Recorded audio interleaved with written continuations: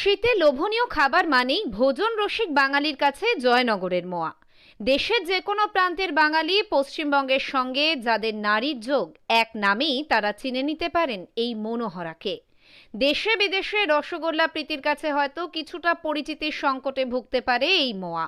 তবে একবার যে এই স্বাদ চেখে দেখেছে তাকে আর নতুন করে কিছু বলার প্রয়োজন পড়ে না। মোয়াতে হচ্ছে এই বারকোড স্ক্যানার এনেছি, তার একটা মূল উদ্দেশ্য হচ্ছে কাস্টমারকে অথেন্টিক জয়নগরের মোয়া দেওয়া। এবং মানুষের কাছে সব থেকে ইম্পর্টেন্ট যে বিষয় সেটা হচ্ছে কি না, আপনারা যে মোয়াটা খাচ্ছেন সেই মোয়ার মধ্যে আপনারা কি কি ইনগ্রিডিয়েন্টস পাচ্ছেন এবং সেটা কতটা অথেন্টিক এবং সেটা কোন জায়গায় তৈরি হচ্ছে, পুরো এই বিষয়গুলোকে তুলে ধরা হচ্ছে আমাদের এই বারকোড স্ক্যানারের মধ্যে দিয়ে।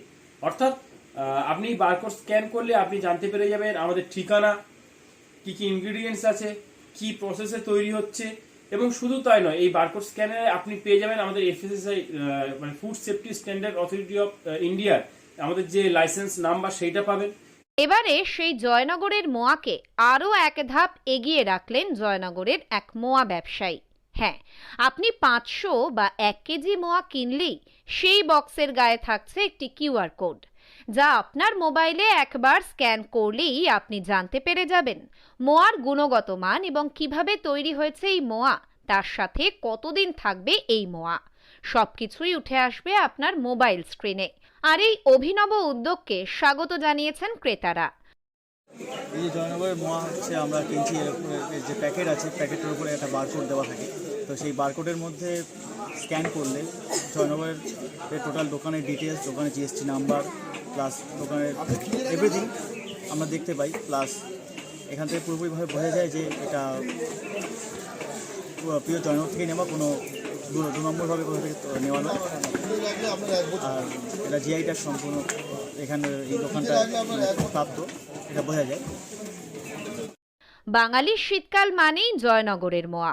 শীতের পরশ গায়ে মেখে বাঙালির মৌতাতের অন্যতম সঙ্গী জয়নগরের মোয়া। শীত পড়বে অথচ বাঙালি জয়নগরের মোয়া খাবে না, তা হতেই পারে না।